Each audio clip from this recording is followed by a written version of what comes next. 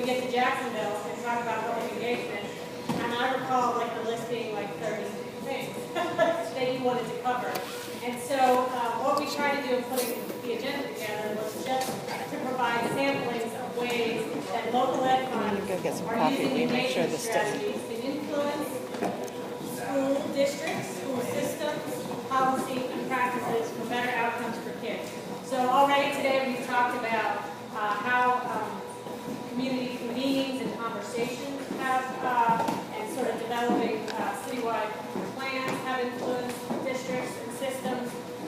We heard just about some legislative advocacy and coalitions versus not coalitions at lunch. And so the next two sessions are going to be around some other models of how groups have colleagues, how we have influenced things at school. So we're just going to do some short presentations. This next one is influencing policy and practice through action, I think is what we call it, and advocacy. So we have like three really different examples of projects and programs that local ed funds do that engage the public on new issues for kids.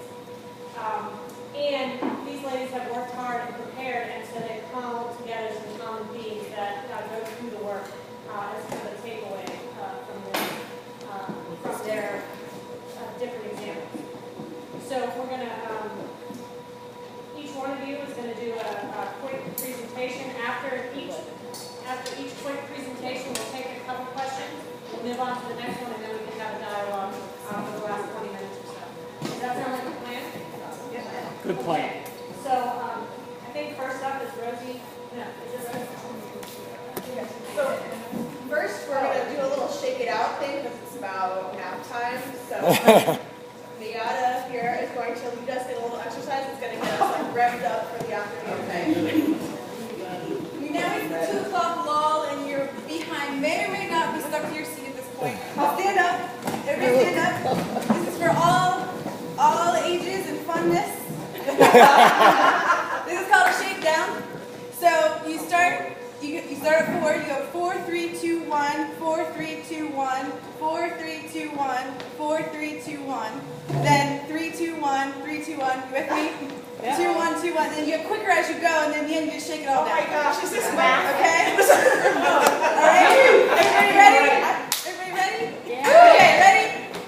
4, 3, 2, 1, 4, 3, 2, 1, 4, 3, 2, 1, 4, 3, 2, 1, 3, 2, 1, 3, 2, 1, 3, 2, 1, 3, 2, 1, 2, 1, 2, 1, 2, 1, 2, 1, 1, take it all.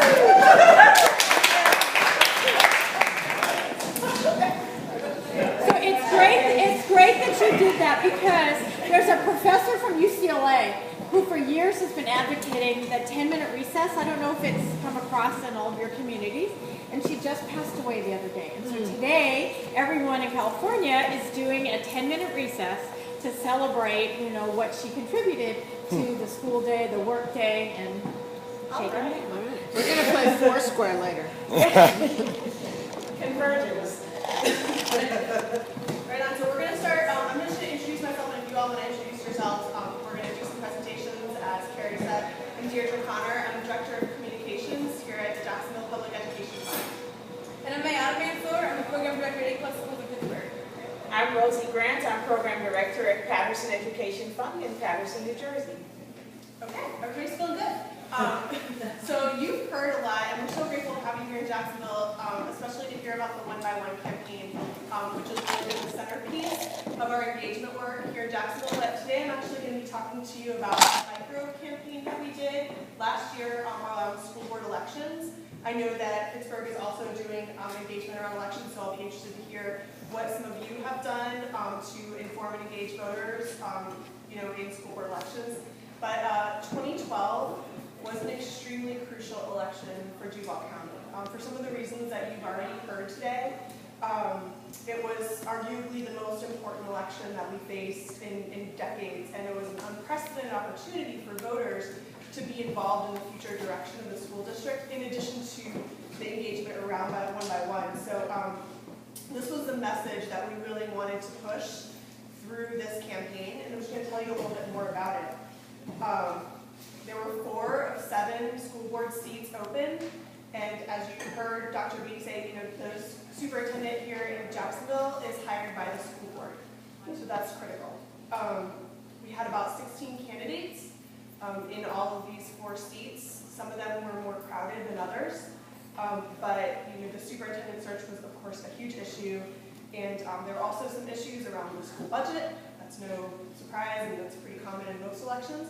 And the timing was really critical. We had sort of reached the height of the one-by-one campaign, so we were engaging more people than ever before. But also, there were a lot of emerging issues, and there was not a clear direction for the schools, and so that was an important issue too in terms of agenda setting and what people wanted out of their schools.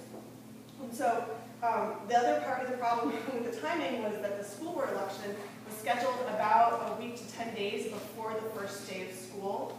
And this is a huge challenge, in terms of engaging people. A lot of folks go on vacation right before the beginning of school, and it's not always top of the agenda, so we felt it was very important to get out the awareness around the August election. That's the primary election. That's when a lot of the races were decided or narrowed down to 2 candidates. And we focused most of our efforts that summer on the August election. The runoffs happened in November, and there were 2 of the 4 seats that went to a runoff, but for the purposes of this presentation, we'll talk mostly about what we did during the summer. The first thing that happened is we built a coalition. It's a common theme you're going to hear throughout these presentations, but actually, I don't know if Colleen and Melissa are still here, but their organizations were a part of this coalition that was put together. That also included the Jacksonville Kids Coalition. That's an organization that pulls together heads of child-serving agencies from all over the city, and Jacksonville Urban League, as well as WJCT, which is our local public broadcasting station. They provided a lot of support, and they came on a little bit later, but provided a lot of support around the forums and different things that were done to promote education. So these groups, as you can probably hear, from our panel, and then from the different communities that they represented, were a pretty diverse coalition. That was very intentional. The goal was to ensure that there was representation from a lot of different standpoints, and hopefully ensure neutrality. We looked at a result of that as the participation of so many of the candidates in what we were doing. And even though these organizations represented sort of different capacities, we were sort of the coordinating agency and did a lot of the funding of the necessary infrastructure. Although I will say this campaign was not particularly expensive in terms of just outlay of funds outside of time. It cost us about $3,000 or less. So it was not an expensive, it was a time-consuming campaign, but it was not an expensive campaign. Which might go back to the point that Jonah Adelman was making yesterday.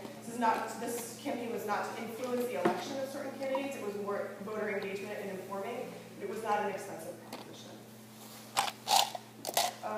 The sort of core parts of the campaign was a questionnaire that was distributed to all of the candidates, as well as a forum in each district. There were 4 districts, they were spread pretty evenly throughout town.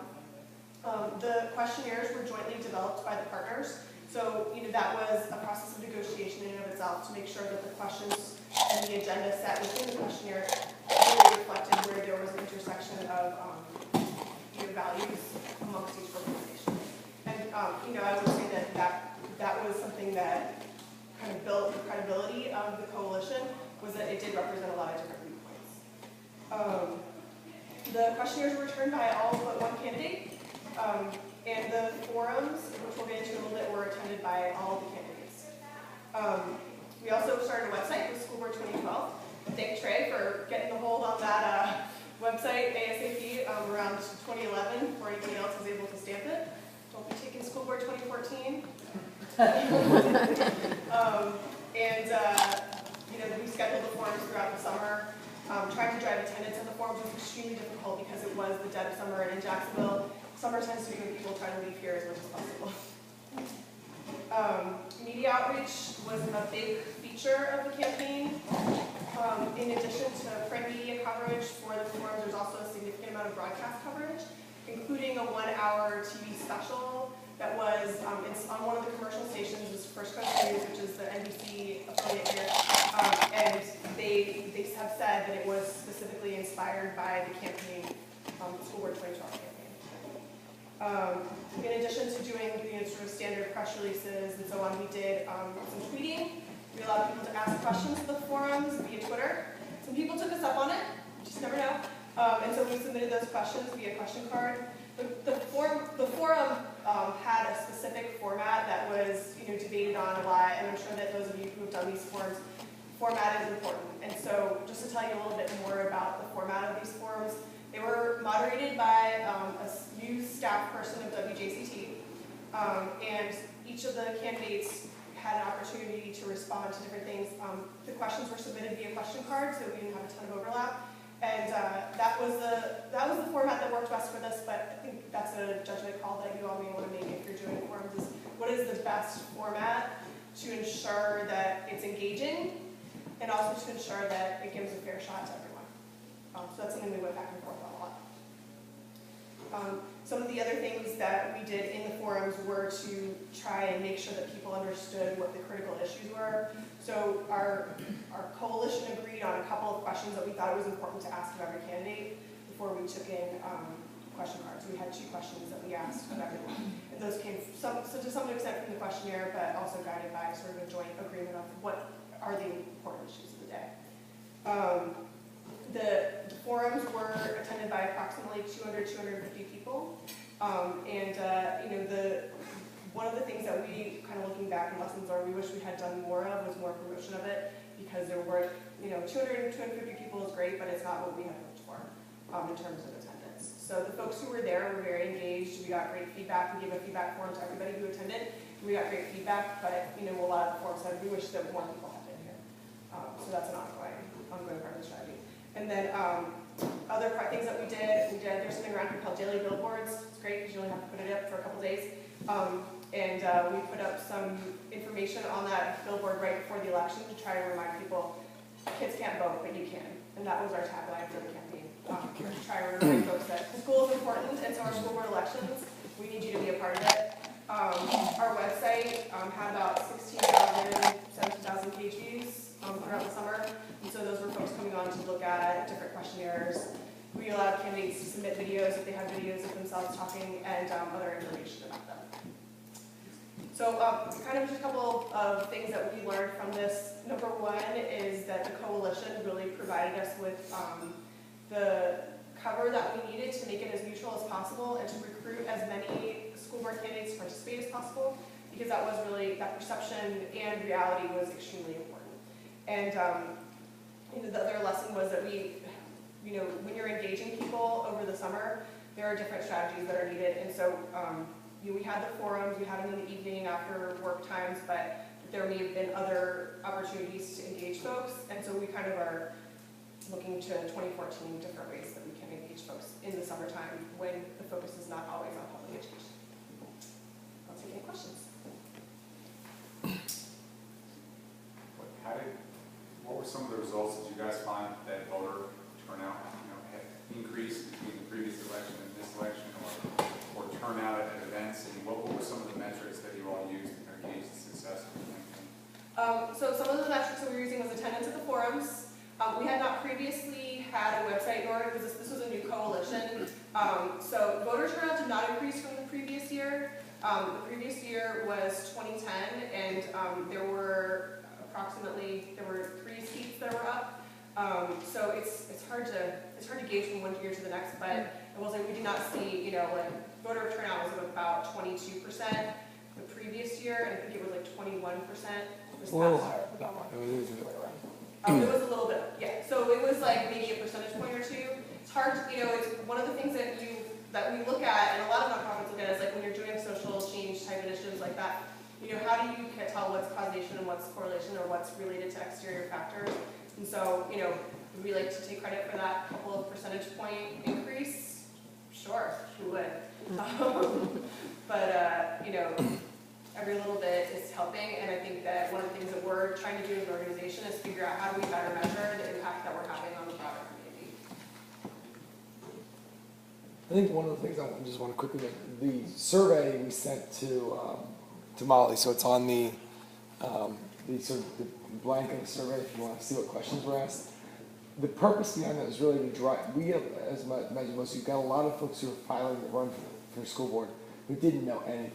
And so, asking a question like, here's the school district budget, link. What do you think are the 3 things you would change? And those types of questions, if candidates were to fill it out, they would have had to do at least a base minimal level of research to familiarize themselves with the district. And we heard 15 and 16 return the survey, so we think at the very least the quality of the candidates and their awareness of what some of the big issues were.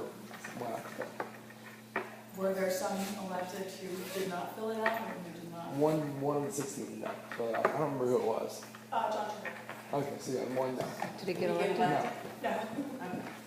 No. He's a perennial candidate.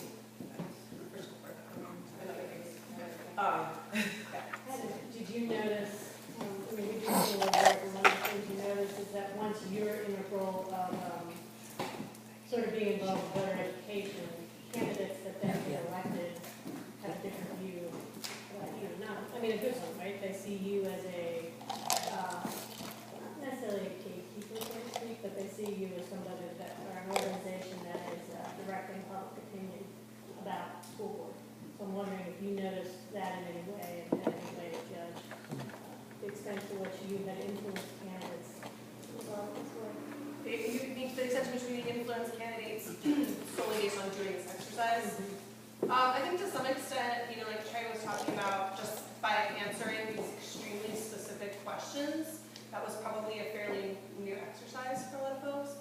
In terms of the influence, I don't know if you feel like you've experienced a little bit of that or not. I mean, a little bit. I think it was right in the middle of 1 by 1 too, so there's a lot of stuff going on. But I think our relationship with the school board for the most part is much stronger, even if we disagree, than it was in previous years.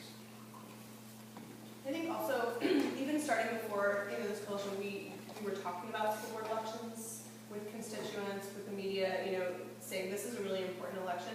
I don't know to what extent that may or may not have influenced the candidate pool, but for those who have worked at elections, like the pool of quality candidates is just as important as anything else, because if you don't have a pool of quality candidates, it really doesn't matter who gets elected. So just by having a significant number of high quality candidates is something that we look at too, and of course it's hard to judge what's a high quality candidate, but some of that the voters can judge for themselves by looking at the questionnaire and reading the responses, to the questions. So, I think that just asking the question, as Trey was saying, is important. Did you all do a behind the scenes push for candidates? Like not a push to I just need to get them to read a run. A lot of that. No. It's just incredible. That's a huge interest, and I'm really impressed. There were some other groups in town who were funding candidates who were very interested, business groups and things, because they recognized, we had talked about how important this election was, and so we're going to write big checks. We're one of the groups that, and as many of you are, I'm sure, when someone's thinking about running for school board, usually they end up giving us a call. And so we met with a lot of folks on the front end of the election. Did that contribute to mine? Maybe. Did this board or your previous board hire a superintendent? The one that was elected in this election, I would superintendent. So that was a critical piece. Or no. No, You're right, it was the previous board, but it was in the middle, it was between the primary and the general, so it was in this really awkward time. But I do believe that the board members who were elected in August were included in the school board. The previous school board wisely said, for those of you who've been elected, even though you're not going to vote on this, they included them and invited them to a lot of the different meet and greets that the superintendent finalist candidates. That's a whole nother advocacy. I saw a hand over here and I saw a hand. So it sounds like that you had some ancillary benefits, right? So it seems like you perhaps had some influence, one on the candidates, but on the community's choice about who should be running, did you influence as well than endorsements? Do you think, not because you actually went out and said we want you to endorse it, but did you set the standard for what the expectations should be around the role of a school board member, the things they should be focused on, do you think? I hope so. I mean, because I think that's a huge asset. Yeah. But I think being more intentional about that next time. I think that we did influence, and I think we did raise the bar.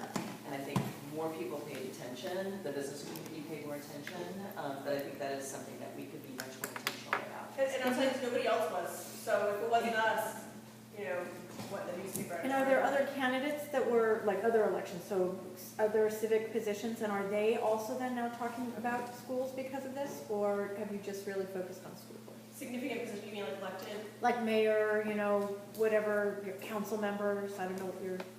Yeah, going back to 2011, this actually predates me joining the organization, but the mayoral election, the winning candidate made education a big focus, and it was proposed by this organization that the mayor hire a chief education officer, and that did happen.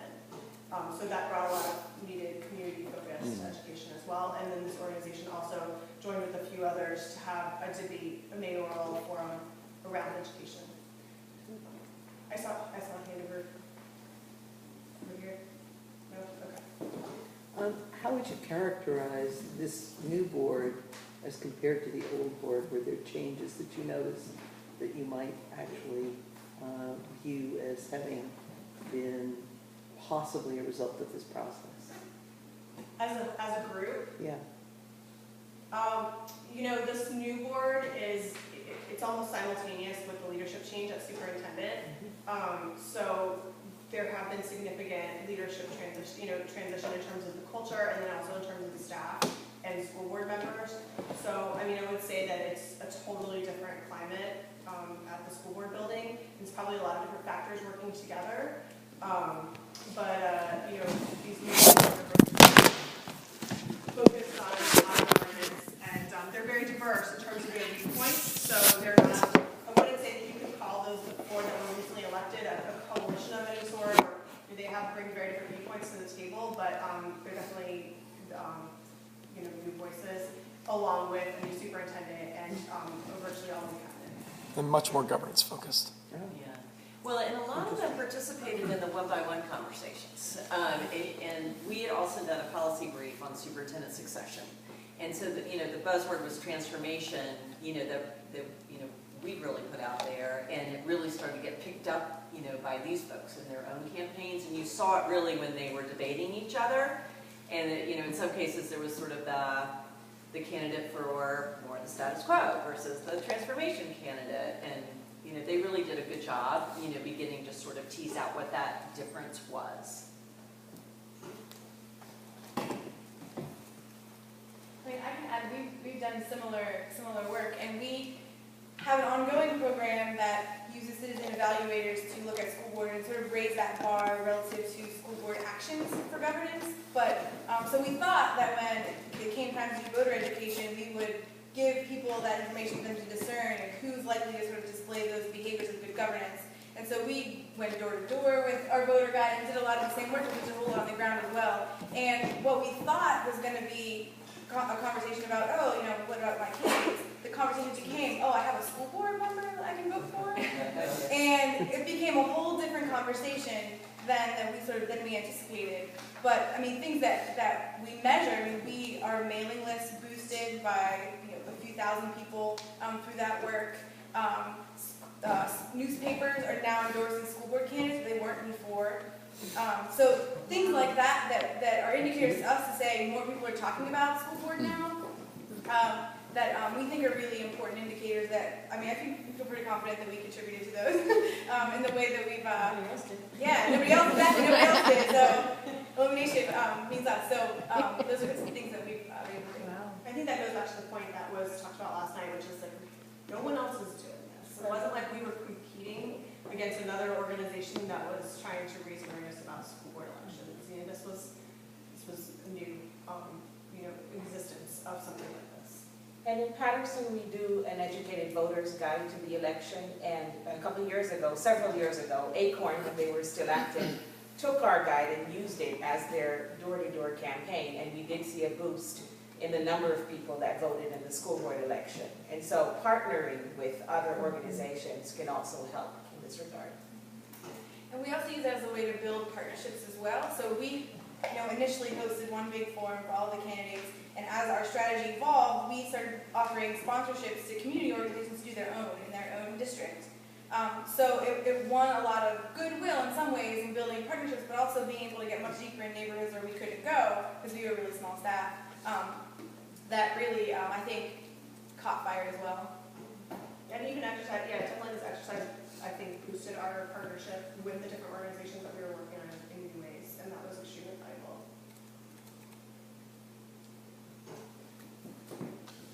Okay, thanks so much. Russ, I think Russ has a question. Oh, yes. Are we hearing from each of you? Yes. Oh, We're gonna talk about some of the specific initiatives, and then we're gonna get into some like broader lessons learned from all of them.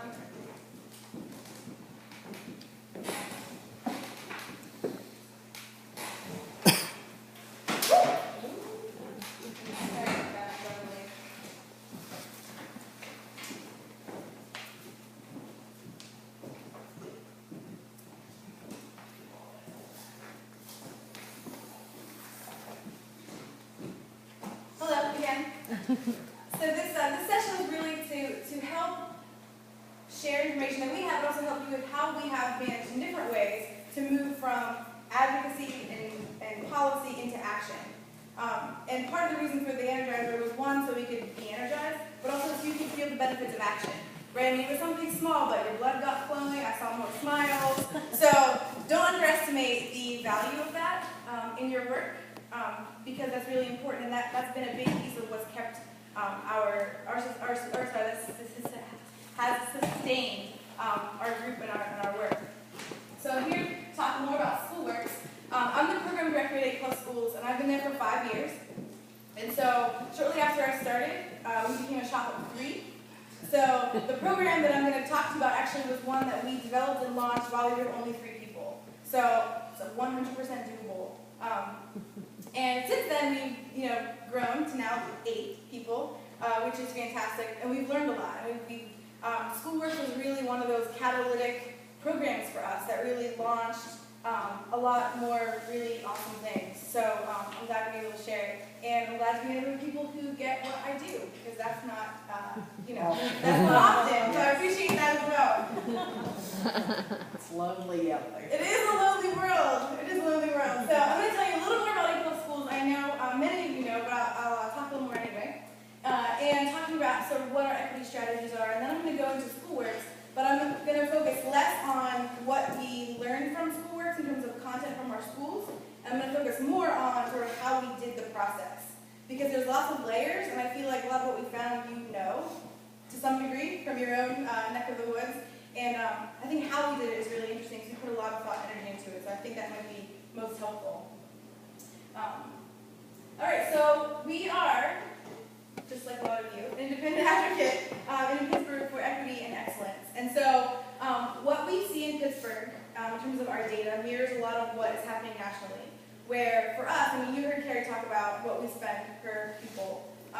So while yes, resources is an issue, to a degree, not that much. For us, it was much more about sort of who's benefiting from those resources that we have and how they're being spent and what those practices and policies are. So what we've seen in Pittsburgh and across the country as well is we know African American students are overrepresented in every category associated with failure. In suspensions, in dropping out, in low achievement, in incarceration, in arrests. And we see white students overrepresented in every category associated with success. Graduation, high achievement, SATs, AP, course participation, and that's not right. And so earlier today, someone asked why I can do this work. It's because that's not right. I'm angry. Because that's just not right. So we really spend a lot of time at 8 Plus Schools thinking about how can we talk about this in a way that's authentic, that provides actionable ways for people to address this, because I'm not the only one that's angry about it. I know all of you are as well. That's why you travel from across the country. And that's a big part of the fuel of the families and community members in Pittsburgh. And so we're working for overall achievement to rise. We want to see that. We want to see everybody graduate with at least 80% finishing some sort of secondary education. And we'll know that we are successful in the long term when race is no longer a factor that predicts who's in those high achievement categories and who's in the low achievement categories, and who graduates and who does all those things that we know we want all of our kids to do. When we don't see race predicting those, we know we're winning. So when we talk about equity, because that's one of those words, right, that could mean a lot of different things. When we talk about it, and this is based on some of the research by Curtis Linton, as well as lots of feedback rounds from the community. And what we mean by that is providing every student with the individual supports that they need to reach and exceed a common standard. So, and we thought it was really important, and we defined that common standard, graduating and finishing a post-secondary program. And that's important because we got to know what we're looking for, right? We got to make sure we're talking about equity, and so we really want to be very specific what that means. So for us, we've identified 4 strategies, and these are things that all of our programs, in some ways, are looking to accomplish. So for us, equity means we have great teachers in every classroom, with the acknowledgement that what's great in classroom A can be different than what's great in classroom B, different than classroom C, and being able to have systems that are flexible enough, first of all, that we know grade is important, and then we have systems flexible enough to be able to move teachers around in a way that fits what our students need. So that's the first thing. Second one is resources based on student need. So that's not everybody getting the same. Across all these strategies, not everybody getting the same. It's anyone who has more than, we go shoe shopping with more than one child, you know that you're not going to walk away with the same exact shoe for every kid, right? It's going to be one that fits. Same thing, same principle here. In terms of resources, which may be more in some and less in another, depending on what students need. That every student has opportunities that boost their learning. So that's the things Carrie mentioned earlier that we know now we're getting closer to. That's art, that's music, that is advanced courses, that is all those things that every kid should have. Those are accessible. And that we're providing differentiated supports. So we acknowledge kids are different and they need different things, and we should provide different things in ways that support kids. So these are the things that we're fighting for. That we're fighting for? Are you with me? Yeah. Good, because we need you because we're going to live in Pittsburgh right now. Actually, that's not good, but. So Carrie talked about our role, and this is just, I like visuals, so this is a visual representation of what Carrie described. And we really see engagement, research, and policy advocacy, they're gears on purpose. Because for us, each one feeds the other. So we engage people around research, and we commission research, and we engage people around policy advocacy. And that's really the heart of what we do and the engine that runs it all. But they're all very tied together closely. With volunteers at the heart of our work. So I'm here to talk about Schoolworks. But we started in 2004 with roughly 50, 60, maybe 70 volunteers who did a lot of meeting facilitation and things like that. And we've grown to having a volunteer base of about 700 people. And Schoolworks was a huge, like I said, catalytic moment for us to really grow that volunteer base to the point where about 200 people or so a year volunteer with us for Schoolworks. And this was that, I'll talk more about that. Board Watch, we do schoolwork stuff, you already heard me mention that. But then we thought, we've got to take action a step further, because it's not just enough to know, it's not just enough to have volunteers, but the urgency is now. I talked about those statistics. And so Teen Block and Parent Nation are 2 programs. Kirk is chief within Parent Nation, but it's really building the power and support and knowledge of parents to be able to lead in that effort, based on the information through our engagement, our research, and policy advocacy. So they're all hopefully are working synergistically. Sorry, I can't speak today. So on to Schoolworks, which is what I'm here to really talk about. So here on the left is a picture. So we had, from the beginning of A+ Schools, issued a report to the community. And that was school by school, student achievement data, as well as a whole lot of other data about schools as well. And we would host big meetings about it. We would come to your school and talk about it. And things that we were hearing from people were, you give us this information, now we're mad, because now we see the data, and what do we do about it? And what we can tell you in Pittsburgh, too, is we have some schools that don't have a racial achievement gap. As a matter of fact, we have some schools where black students are crushing the white students in schools. So we know how to do it. Somewhere in our district, we know how to do it. So that was helpful in terms of what can we learn from those schools that are doing it really well, but we can make sure it's happening in the other schools. And so Schoolworks was meant to address those questions in terms of what can we do about what we're seeing in the data. So what it is volunteer-based data collection. So we train volunteers, so we design a rubric, which I'll talk more about. We design a tool based on lots of different things that I'll also talk about. And we train volunteers to go do that interview with a principal a counselor or teacher, kind of depending on how it fell out. And then we take that information back, analyze it, take it back out to the community, figure out what's important from there and what we want to act on. But it's the people, our volunteers are the ones that are having that face-to-face conversation to gather that information. The model is community action research, which is a legit form of research that uses community to gather information, but also acting on it. Because research is only as good as what we do with it. Otherwise, it is recyclable material for your shelf. So it's really important. We think that, and we've seen it now, to be an actionable way we can address the racial achievement gap. There's something very specific we can do about it, and that's one, you can volunteer if you have the time, but also two, now we know what to ask for. So we can be angry all day, but we've got to know specifically what are we going to demand relative to what serves kids in schools, and we know that from this data. It is a description of responses from school staff. So we promise staff members anonymity in that we will release information, but not in a way that pins to who you are as a staff person. And we have evolved the program. So the first year we asked a ton of information. Figured out from all the time stuff that we learned what's most important, and we dug deeper each year and evolved it over time. And to start this, we actually went to an LEF, DC Voice. They had a project called the Ready Schools Project that we actually went to DC and learned from what they did and built our own version from their great model. So we also make a point to explain at this point with volunteers what it also is not. So it is not a way to place blame. It is not a school-by-school comparison. It is something that is very solution-oriented. So I'm going to keep rolling. One quick question. Yes. The data you collect, is that what feeds the report, or is the report something you all do before you then go out and collect data? All of those things are true. So hold on, I'll get to that part. So these are some priorities that we had covered, but I'm going to jump so we can keep rolling. So these came from the first year when we asked a lot of things. This ended up being the community said, this is what's really most important. So we're preparing every kid for college. We're making sure that they have rigorous coursework, that we have intervention systems in place, and that we have positive teaching and learning environments for kids. So we've dug deeper on these issues each year as we move forward. So here's some successes that we've had. Actually, I'm going to skip over these because I'll tell you quickly. So we do a survey with the volunteers themselves and one that we leave behind with the principal to say, was this a good use of your time? Was this valuable? What did you do different this year based on what you learned from last year? Would you do it again? And in all cases, they reported it was a great experience and wanted to do it again. So that was all great news.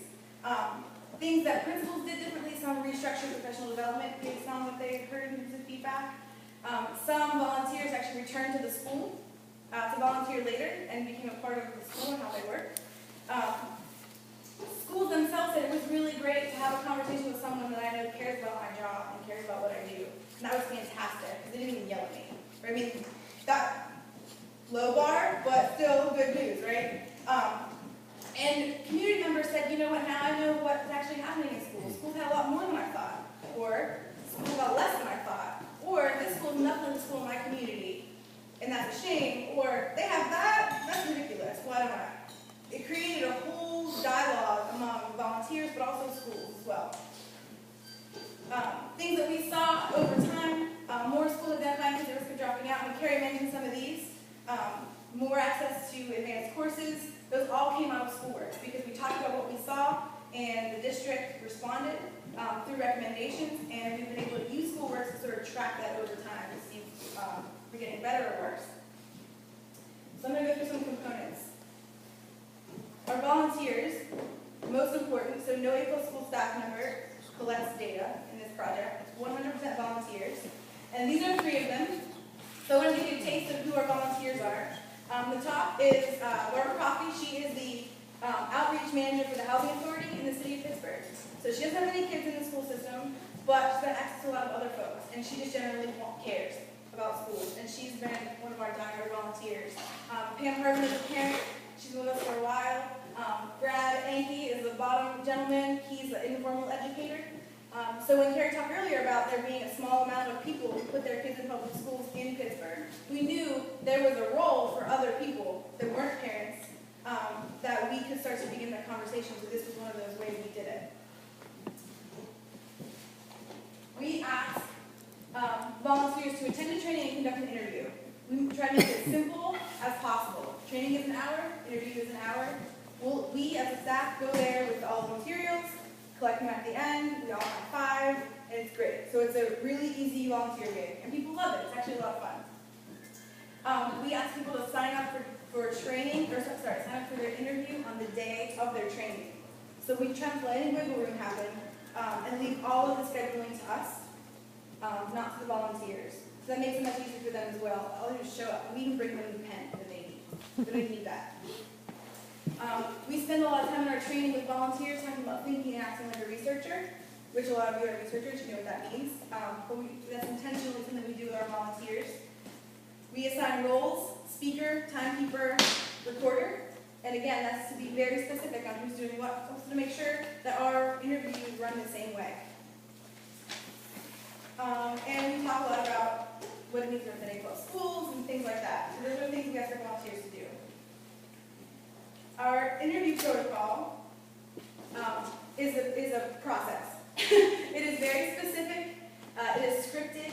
Even the thank you at the end is scripted. The opening is scripted, and it's timed, so that we know for sure that if volunteers are doing it, that we know it's not going to go longer than the 60 minutes we've asked principals to commit to. The questions in the protocol we filter by, is it answerable by principals within an hour? They don't have to consult a file or a person. They should know off the top of their head. Is it actionable? So there's a whole body of information that you could say is interesting but not useful. We want the useful stuff that we can build action on. So that's a filter that we use. And last, it doesn't matter for kids. It doesn't matter based on what we know within the research. And the process to get to those questions involved lots of advisory groups, lots of feedback circles. It was a very, so to your point, when do you engage people, it's the whole way through that we engage folks. The majority of the questions are quantitative or yes or no. One, because it limits the possibility of a volunteer having to synthesize what they heard and make it into a bullet point. We do have some of those qualitative questions, but there are very few of them, and what we do is like top 2 things, top 3 things, things like that. So we try to make it really easy. In the questions, we think of it as how can we compare what we hear in schools compared to either best practices that we know exist. So for example, when we ask principals, do you have a school-wide behavior management plan? Yes or no? On a scale of 1 to 5, does your plan teach kids appropriate behaviors? Does it teach them how to replace behaviors? Does your staff model those actions? Right? So all those things that we know from our own research that good plans are, we ask those so we can compare. Or in the case of we know district initiatives happening, this is the way we monitor those. So when Carrie said earlier about more art, more music, we use Schoolworks this year to go find that out. Do you have art? Do you have music? With our teacher evaluation process, when Carrie mentioned those outcomes, we know it from Schoolworks. And asking school staff, does this actually help you? Does it not? That kind of thing. And we were sure to make sure the language of the interviews was the language of the principals. Because we don't want any back and forth. What does that mean? I'm not really sure. Can you explain? And that gave us a chance to educate our volunteers as well around what those things mean. We look at 3 different data types from this. So, of course, it's what we hear from principals in the interview itself. And then there's a principal survey. So this is where I said we leave that survey behind with a self-addressed envelope to say to principals, if there's anything we didn't ask you that you want to tell us, write it down. And tell us, what you did differently this year. How does this make you feel? The majority of that information is from principals. We also have a volunteer survey that half of it is filled out when volunteers show up at the school. What did you see? Do you feel safe? Do you feel welcome? What made you feel safe? What made you feel welcome? That kind of thing. So we can get sort of that first impression from volunteers. And then afterwards, what was your expectation? Did it change? That kind of thing. So we can make sure that we are having a defensible process. So we found ourselves in a position to have to build political will for community engagement first, while we're also using community engagement to build political will. So we had to make it very defensible and very supportive. The analysis people to actually hire a data analyst, which was key. So what we do is take that data back and we look at it through 4 different lenses. One is around progress. So year to year, what changes do we see? Do we see more principals saying yes, they ID kids at risk of dropping out, that kind of thing. We look at nationally and we look at district initiatives, I mentioned those. But we also look by school type. So from the data that we get from the principals, is there something, or teachers or counselors, I should say, is there something in common in middle schools compared to high schools, or elementary compared to middle? Do we see, we created a vulnerability index that looked at percentage of poverty, percentage of kids that were advanced, and percentage of students that were African American. Saying these are the, this means you're more vulnerable to an inequitable situation in your school. So we looked at that and they put schools in categories. We were able to say, in those schools where kids are most vulnerable, do we see any information? Which we did. But I'm not going to tell you that, we're going to keep going. But we were able to look at it that way as well.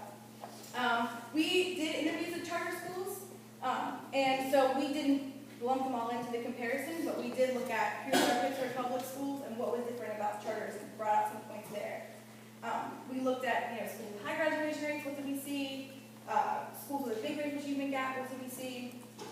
And then within responses, if a principal said, for example, to use that behavior management question, if they said yes, this was very effective, did they do those actions also that we asked about?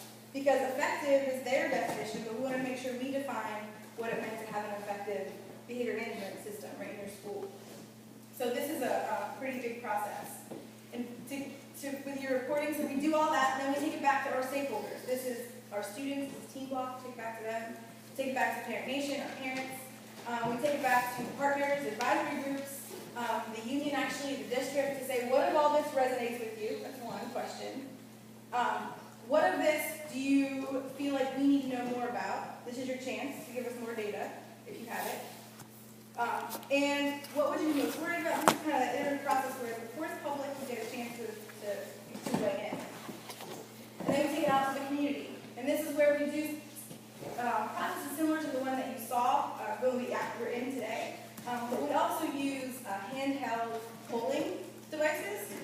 So we put questions to people like, of all the things that we just found and told you about, what's the most important for us to act on today? And you get people can use it and you see live right there. And so this is just one example of the slide right, that would have been created from that polling.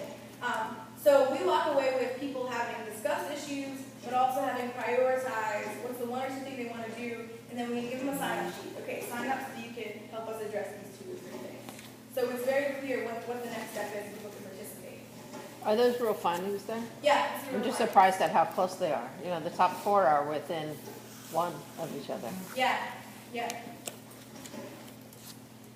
So that's it. And there were some key elements that I have in here, but I can stop now though, because I think Carrie's going to give me the hook.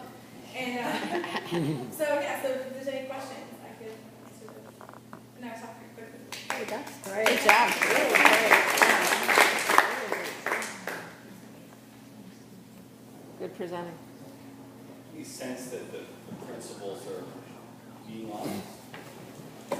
I do, and what gives me that indication is their responses to some questions. So, like for instance, we ask, what are your barriers to providing rigorous courses to every student? And for the first 3 years, and this was principals, counselors, and teachers, something student-related was the #1 thing said in all 3 of those groups. Students aren't capable, students can't do it, and to me, like, that'd be a question I would lie to. I mean, if that's believe that. yeah, right, but you know what I mean? So the fact that that's something that they said tells me, like, there's a level of honesty that is real, that, creates, and then what do we do about that is the next question, right? But, so I think so, and we're very, very careful to not out anybody, like not make it obvious, even through categorizing schools so that it's clear, we can kind of pick it out. We're very careful to not do that, to preserve that sort of anonymity of principles. So, I mean, we think so. So you don't report the results out school by school No. to preserve anonymity? Yeah. We do by grouping. Is that information FOIA-able? Is it only government information that's FOIA-able? Yes. Yep, Yeah. Even if you're talking to government Yep. officials? No, Yeah. no, You're no, fine. just because you're talking. What if you're to the- funded by the government? Yes, It's FOIA-able. yes. It's just interesting to think about. Or not funded by the government, so. Yeah, okay. Have you ever thought about using your volunteers to build in a different type of accountability for your schools? What's behind your question?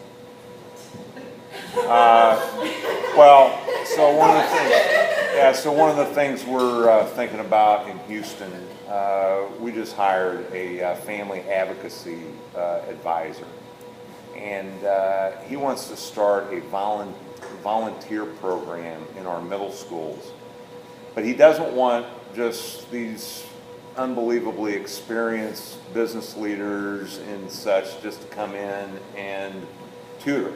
What he wants to do is, so as I'm kind of coming in tutoring, I'm looking at your school, and I'm going to start through my volunteering experience.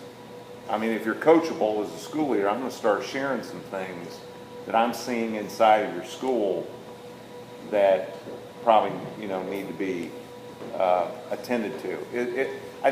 I think we're interested in it because a lot of times the only folks that really work on like real school improvement around the accountability are the school people, right? And so again, thinking about like this demand side instead of the supply side, like the people who come into the school and aren't parents, right? If we were you, I would be concerned with the same person volunteering and collecting the information, them also being able to talk about what they heard from that principal in that same school. So we have, if parents volunteer with us for this project, we ask them to, or anyone who works in a school or connected to a school, we ask them to interview in a different school. And we are really clear about keeping confidentiality and asking them to help us preserve that and not share that kind of information, because we want to be able to get honest information from that. So the way that we've been able to move from that though is, we work really hard to try to share the findings in a way that if, for example, you guys were all parents at one school and you knew what our school results were, then we could help you get connected to okay, here's what we found. We want to make sure these things are happening in our school. Hey, principal, can we talk about this? This is happening in some schools. Can we make it happen in ours? That's a way that we try to create that connection. Yeah, I was gonna say, we're addressing that too, the parent teams. So we've developed, use this as a backdrop, but we've developed tools for them, for example, to sort of understand their budget, they have a school climate tool that we've developed, so they can then go and evaluate sort of what's the climate look like in my building, and we're developing a protocol. Okay, now how do you talk to a principal about that? How do you talk to teachers in your building about that in a way that puts everybody on the same team to try to make it better? But I would say this is a fantastic way that we've figured out to engage people like retirees, students who are studying education, for them to get a sense of what's happening in real schools right now. It's a really, not everyone has the patience to go through the consensus building process, and they don't even want to work on solutions always. They just want to, be a part of something. This is one of those things where there's a very clear beginning and end, and we're very appreciative, and we make sure we communicate back the impacts of their work. But it's a really good sort of initial way to connect someone to a school that we've experienced. Did you encounter any problems like with people at the school receiving volunteers and willing to answer the surveys and the questions? How was that process? That's a great question. Can you repeat it, please? Sorry? Repeat the question, please. She asked, did we have any challenges with the principals meeting with the volunteers actually and committing to the interview? And this is where we were intentional about going to our superintendent first and going to central office first and saying, help us, your assistants are union as well. So that there was, principals got an email from the superintendent to say, hey, you're going to get an email from 8+ schools, respond to it. And then our email that said, hey, your interview is scheduled, this is August, your interview is scheduled for October 10th at 2 o'clock. We'll see you then. So there was no sort of wiggle or negotiating. If there really was something that they, was on their schedule they couldn't do, we would accommodate that. allow that to be a negotiation. Because we wanted to make sure, one, that we wanted to operate off of the assumption that it was going to happen. And it made scheduling for us much easier too, because then we could, during our trainings, have, here's all the interviews, there are 10, 2, 10, with 10, 12, and 2, or 10, 2, and 4, sorry. Pick your interview slot, and it made it much easier for us to be able to schedule our volunteers as well. I would say the one exception was with teachers. Right. Because the teachers, we did 100 and some teachers last year, we interviewed through this process, and teachers aren't like principals, you can't send them an appointment, right? So, there because there were so many more, we really had to recruit them. And so we just worked with the union, and with parents and volunteers to recruit teachers, and that was painful, but once we got them recruited for the interview, they obviously wanted to participate and really enjoyed it, and we got some great data from teachers. Yeah. I guess I have two, I think they're kind of short questions. This is One your is, last question. Last question. sorry, Go ahead. about just whether you had university researchers supporting the input of how to develop the interview protocol, and what a little bit about who developed it and what that process was like. And then I guess I'm also wondering if principals actually did respond with more qualitative feedback in writing, because I was thinking about if maybe recording would be better, but I don't know if we got good feedback from them qualitatively. Most of the qualitative stuff we got from them actually came in the interview, where our volunteers said, give me your top 2 or 3 ways that you support kids being ready for college, things like that. They didn't really provide a whole lot extra in the survey, so most of it's contained to the interview itself. But when I said before, we did a whole lot of feedback and advisory groups. That's who made up those groups. So we thought of it as, all the people who could blow a hole in the project. They didn't know about it ahead of time. We thought about that. Invited those people. We invited people who know what's going on in school to help us use that filter for what questions to keep or go. And we used a lot of researchers as well to help us. Is this the right thing? Are we using the right words? This is the heart of the issue. And we have a whole set of research that supports all of the questions. And thinking about, again, could someone blow a hole in the project? That, one of those would be, this is based on research. So we were very careful to make sure that we had good research to support what we were doing. And we published the bibliography. And publisher bibliography, which we can share with you. I mean, a lot of it's on our website anyway. We can make sure that stuff is put onto the cloud so that you can access that as well. Okay, so we want to let Rosie. Yeah, we got one more presenter for Austin for presentation, and then we'll have I'll be here.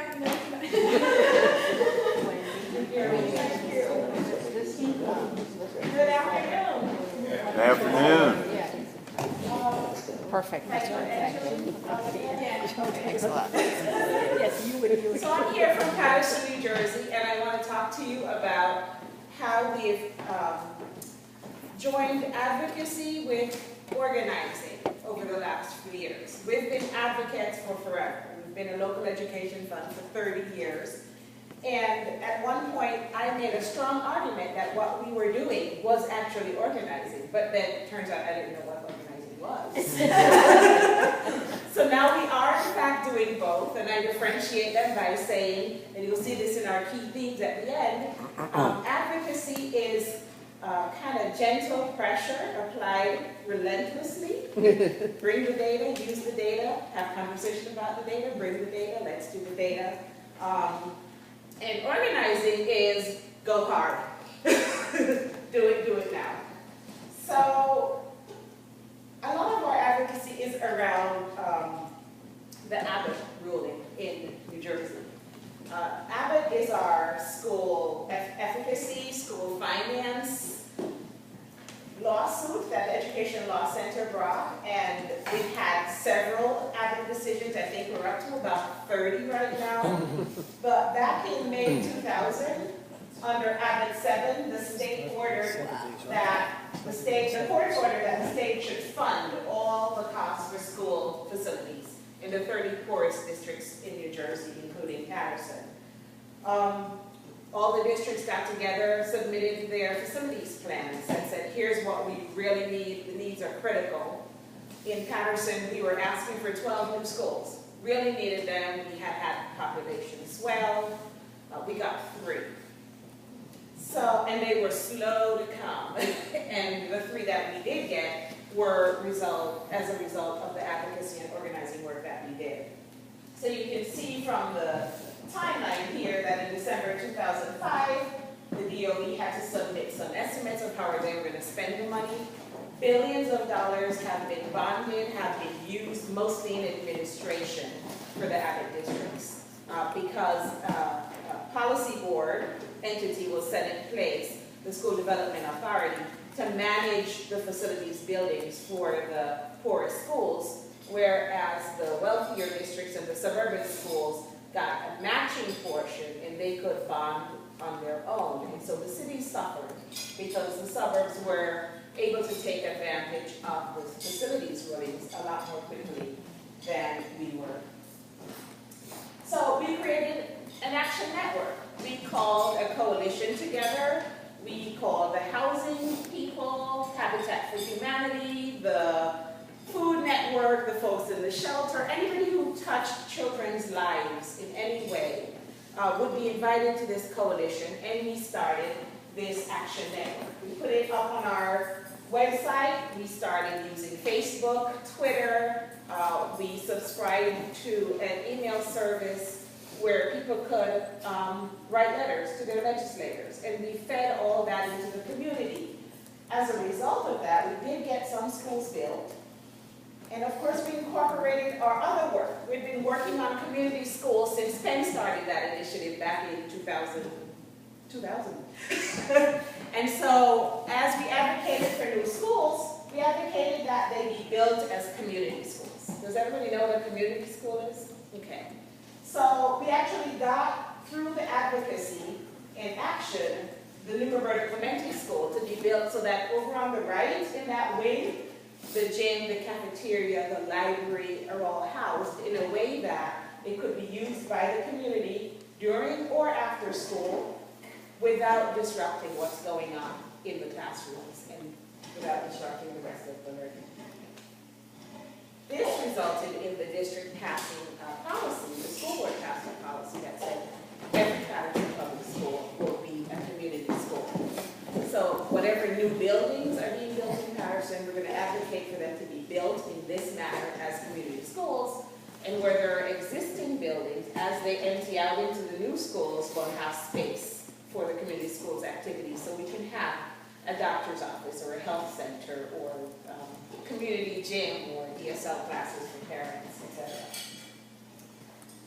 We started to move to organizing when construction stopped. The School Development Authority had used up all the money in administrative costs, millions of it, and not a single school building had been built in 2 years. And so Acorn was on the scene at the time. They joined with us. We got some funding through a national collaborative, CPER, Community Partners for Education Reform. And their thrust was education organizing and activism. So we took advantage of that, got some local funders to manage it, to match it, and managed to help support organizing entities, because we wanted to remain advocates at Paterson Education Fund. We knew we couldn't be the organizers, but we knew that we could support them, we could feed them the information that they needed, and in that way we could move forward. So we incorporated some of the work that we were already doing into the organizing strategy. People here familiar with the Right Question Project or the Right Question Institute? Love it. I met it through Penn many years ago, was introduced to it, and we've incorporated it into our work. And this is how we help the parents to build their own capacity to organize. So I'm going to ask you to indulge me in an exercise at your tables. If you join a table, that would be great. So what is a key question that we want answered here this week, this couple of days? Any question? What should we do with a potential network? What should we do with a potential network? So I need one person at each table to write that question down. I don't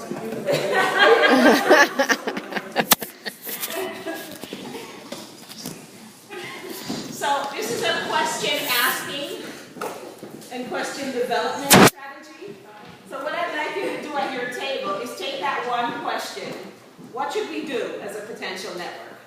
And think about, let's say, 6 questions that you could ask to get clarity on that. So come up with 6 questions as quickly as you can, because we don't have a lot of time. So What does it mean to belong to a network? And come up with 6 questions that could help you to clarity on what we should do as a potential network. How committed are different organizations to putting dollars forward to have something happen? What is the level of commitment? Yeah. Various organizations. He was clear about money. I heard money in that. Commitment, personnel and money, right? Time and money. Collectively, as a table. Who belongs? Sorry. Important groups and organizations. Who needs to be at the table? What are the benefits? And who shouldn't belong? Who should belong? Who should and shouldn't belong. Does there need to be a common programmatic thread? Why not? She's getting started on your work. I know, it's excellent. Darren, thank you for asking that question. Does there need to be a common programmatic thread or not? If I weren't hand holding this camera, I'm going to count on you to hand that to me, Ellen. Okay. Not right now, later. No. Okay. Just questions. Just questions. Okay, so that is 1, 2, 3, 4, 5. When's dinner? Okay, what does it mean to belong to a network? What is the level of who should be at the table, who shouldn't be at the table? What are the benefits? And must there be a common program thread? What do we want this network to Achieve. What is the agenda? what is the agenda? Is that question will help us answer some of the And does the agenda, Like some- the agenda